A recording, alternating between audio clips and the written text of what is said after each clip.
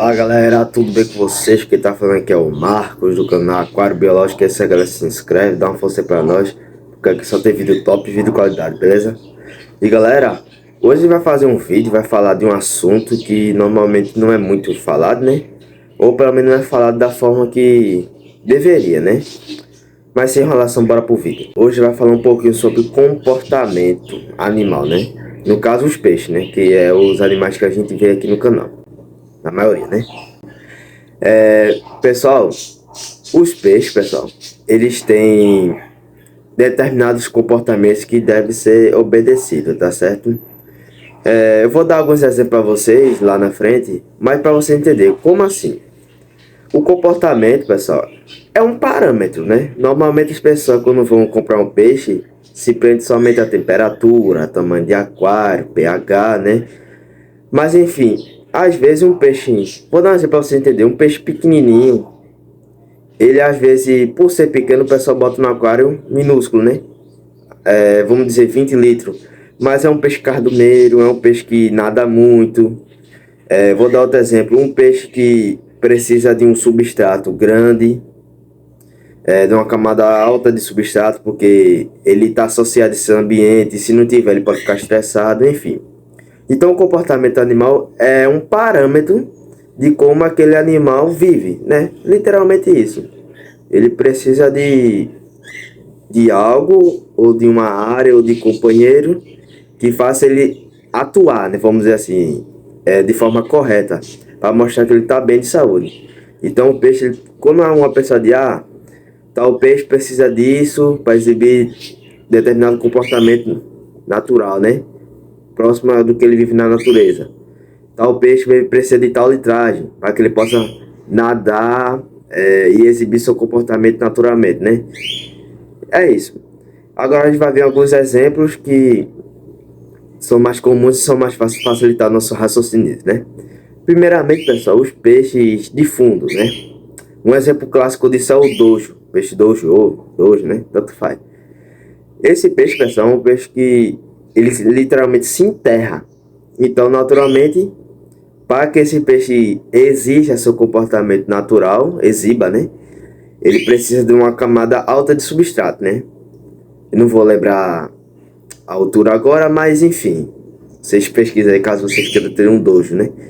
Ele precisa de uma altura de substrato para se enterrar e deixar só a cabeça dele para fora. Se só o aquário não tiver substrato, ele é um peixe que não vai para frente. E também não adianta ter substrato pontiagudo ou pedrinha, né? Que vai machucar ele. E não é besteira, né? Quando uma pessoa diz que o peixe dojo precisa de um substrato venenoso para se enterrar, não quer. Aí muita gente pode até pensar, se não tiver o substrato, ele se vire e fique só na parte de cima. Não, pessoal, ele precisa se enterrar. É o hábito dele. Se ele não se enterrar, ele vai se sentir estressado, vai adoecer, a imunidade dele vai cair e ele vai adoecer. Isso se outro peixe não molestar ele e não matar, né? Ele vai ficar todo perdido no aquário. Vai começar a nadar na superfície, vai bater, ele pode pular mais, ainda tem mais tendência a pular. Enfim. Outros peixes também têm essa característica, né? Embora não se enterre, a coridora, pessoal, também precisa de um substrato arenoso, né? Para não machucar a barriga dela. Nem às vezes nem peixe, camarões também é bom ter um substrato, porque o camarão tenta fazer toca assim, debaixo da pedra. Tem a pedra tá aqui, ele tende a fazer uma toca debaixo entre a pedra e o substrato, né? Então são exemplos que a gente pode falar, né? Outro grupo de animais, pessoal, são os peixes territorialistas, tá?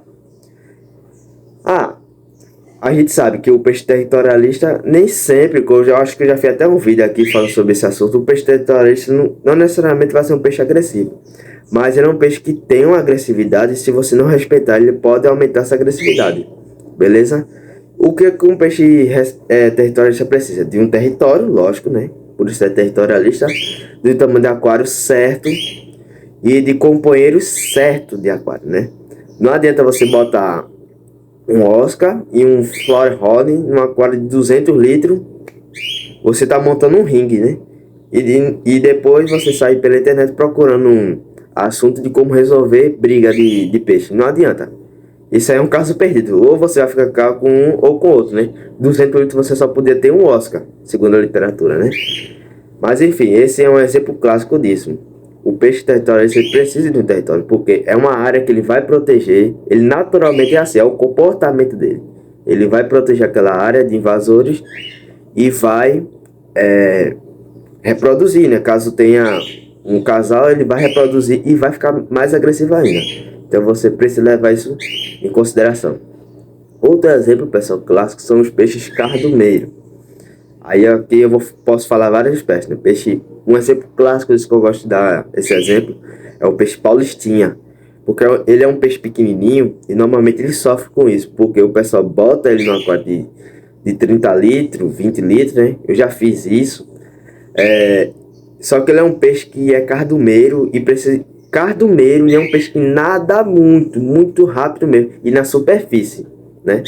Ele é um peixe que normalmente ou ele nada na superfície ou nada na meia água, assim pra cima, né? Se ele começar a nadar no fundo, isso não é um parâmetro muito bom, né? A não ser que ele esteja se alimentando, claro. Enfim, o peixe palestino é um peixe de meia água pra superfície. E ele é um peixe cardumeiro, então ele precisa de um aquário grande. Assim, não, lógico que não é gigante, mas um aquário grande. Tipo um aquário de... Algumas pessoas recomendam 50 litros, mas acho que 50 litros dentro não fica muito legal. Acho que uns 72 para cima, tipo o meu, né? O meu aquário principal. Outro peixe cardumeiro, pessoal, que eu gosto muito de dar o exemplo, é o carabandeira, que é um peixe que tem gente até que cria ele sozinho, né? Só que sozinho, até pra nós mesmos, não fica legal, né? Bota uma carabandeira no aquário de, por exemplo, 50 litros, como recomendo para ter um, né? Se você botar um no aquário de 50 litros, você consegue manter um, segundo alguns sites aí que eu vi. Mas a graça da carabandeira, pessoal, é manter um cardume, né? Tipo uns 6 no aquário de 200 litros, você vai ver que o comportamento dele é bem diferente. O carabandeira, quando você mantém ele no aquário grande, né, de 200 litros, ele consegue nadar de forma uniforme, assim, com seus integrantes do grupo, né? Tem uma briguinha outra e nada bem devagarzinho, bem devagarzinho. Quando você bota uma carabandeira, por exemplo, numa aquário de 20 litros, normalmente ele fica assim, ó. Fica aquele comportamento estereotipado. Não é o comportamento natural dele, fica todo agitado, todo agitado. O pessoal acha que ele tá feliz, mas ele tá agoniado, ele tá estressado. Tem muito peixe lá incomodando ele. Enfim, pessoal, esses são alguns exemplos, né? Eu espero que vocês tenham gostado, tenham entendido. E pesquisem a respeito do comportamento do peixe, né? Extrair informações. Se é um peixe muito agressivo, se ele é um peixe que é muito social, se é um peixe que se enterra, né? Ou se é associado ao fundo, se é um peixe que tende a predar, né? A alimentação dele pode ser também algo que deva ser visto. Enfim, tem muitas probabilidades que você deve analisar na hora de fazer a compra, beleza? E é mais isso aí, valeu, muito obrigado, fui!